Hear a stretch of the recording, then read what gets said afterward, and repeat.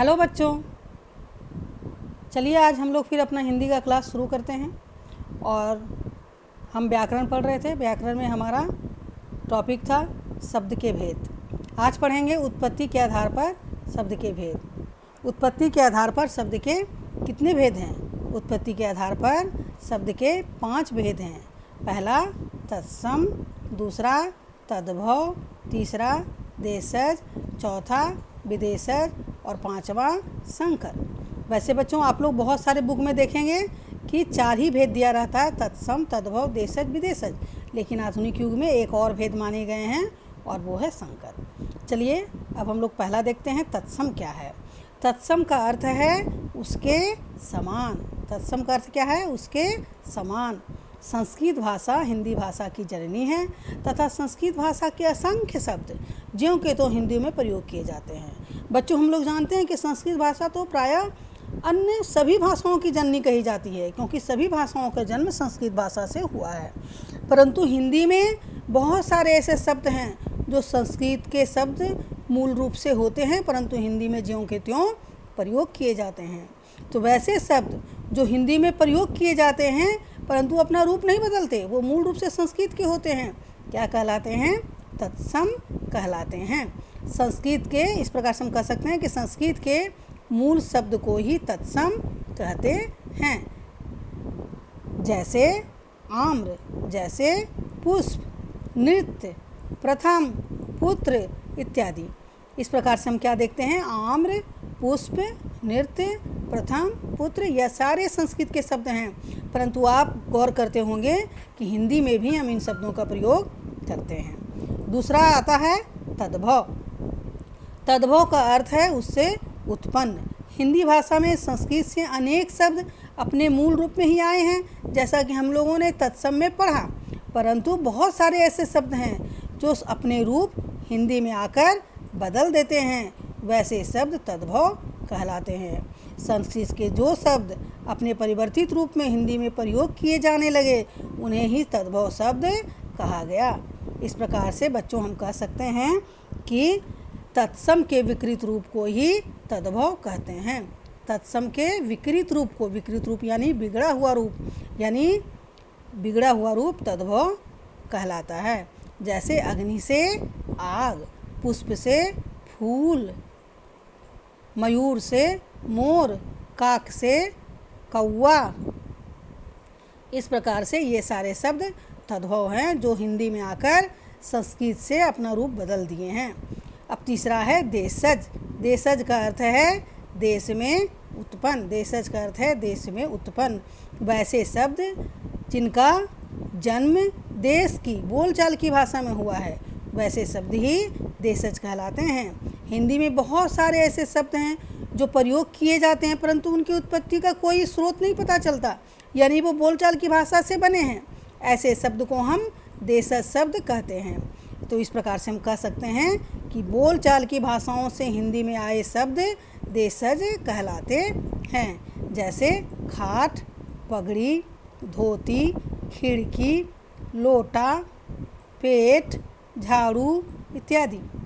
ये सारे शब्द देश की बोलचाल की भाषा के शब्द हैं जो हिंदी में प्रयोग में लाए जाते हैं। अब आता है चौथा विदेशज। विदेशज का अर्थ है विदेश में उत्पन्न, यानी जो विदेशी भाषा में जो शब्द उत्पन्न हुआ है और वो हिंदी में भी प्रयोग किया जाता है। क्योंकि बच्चों हम जानते हैं कि भारत में समय समय पर विदेशी आते रहे हैं। हमेशा हमारे देश में विदेशियों का आक्रमण होता रहा है और वो जब भी हमारे देश आए हैं तो अपने साथ अपनी सभ्यता, संस्कृति, अपनी भाषा सब लेकर आए हैं। तो समय के साथ हिंदी भाषा में अरबी, फारसी, अंग्रेजी आदि भाषाएं प्रचलित हो गईं और इन्हें प्रयोग भी किया जाने लगा। और जब हम इनका प्रयोग करने लगे तो ये भाषा क्या कहला गए? विदेशज। तो ये भाषा क्या कहलाए? विदेशज। इस प्रकार से हम कह सकते हैं कि वैसे शब्द जो विदेशी भाषा से हिंदी में अपनाए गए हैं विदेशज शब्द कहलाते हैं। इस प्रकार हम कह सकते हैं कि विदेशी भाषाओं से हिंदी भाषा में आए शब्द विदेशज कहे जाते हैं। जैसे स्कूल,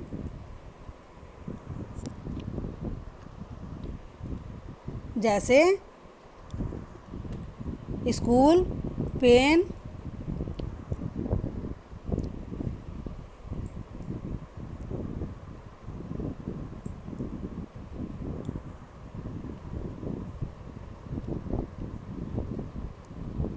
मशीन, टिकट, तारीख, नतीजा, मकान इत्यादि।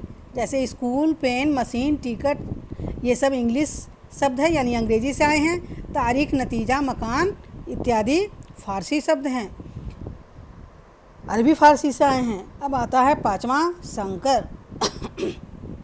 बच्चों, संकर का शाब्दिक अर्थ होता है मिश्रण, यानी दो भाषाओं के मिश्रण से जो शब्द बने हैं वही संकर कहलाते हैं। हिंदी में प्रयोग किए जाने वाले कुछ शब्द दो भाषाओं के शब्दों के मेल से बने हैं और ऐसे शब्द को ही हम संकर कहते हैं। जैसे रेलगाड़ी, रेलगाड़ी में रेल अंग्रेजी शब्द है जबकि गाड़ी हिंदी शब्द है। गुलाब, जल, गुलाब फारसी शब्द है, जल हिंदी शब्द है। जांच, जांच हिंदी शब्द है और करता संस्कृत शब्द है, दोनों मिलाकर जांच करता। इस प्रकार और भी शब्द है जो प्रयोग किया जाता है। जैसे घड़ी साज, घड़ी हिंदी शब्द है, साज फारसी शब्द है। इस प्रकार से हम देखते हैं कि जब दो भाषाओं के शब्द मिश्रित होकर प्रयोग में लाए जाते हैं तो वो शब्द संकर शब्द कहलाते हैं। तो बच्चों, आज आपने देखा कि हिंदी में उत्पत्ति के आधार पर शब्द के 5 भेद हैं। तत्सम, तत्सम, तद्भव, देशज, विदेशज और संकर। इस प्रकार से फिर से हम एक बार रिमाइंड करवा देते हैं आपको। तत्सम कैसे शब्द हैं? संस्कृत के मूल शब्द तत्सम कहलाते हैं। तद्भव तत्सम के बिगड़े रूप तद्भव कहलाते हैं। देशज देश की बोलचाल की भाषा में प्रयोग किए गए शब्द देशज कहलाते हैं। विदेशज विदेशी भाषा से हिंदी में अपनाए गए शब्द विदेशज कहलाते हैं। और संकर दो भाषाओं के मिश्रण से बने शब्द संकर कहलाते हैं। इस प्रकार से उत्पत्ति के आधार पर शब्द के 5 भेद हैं। अब बच्चों, आज का आपका होमवर्क है उत्पत्ति के आधार पर शब्दों के भेद उदाहरण सहित याद करें। उत्पत्ति के आधार पर शब्दों के भेद उदाहरण सहित याद करें। यानी आज का होमवर्क आपको याद करने का है। आप ध्यान से पढ़िएगा और इसे याद कीजिएगा। ओके, धन्यवाद।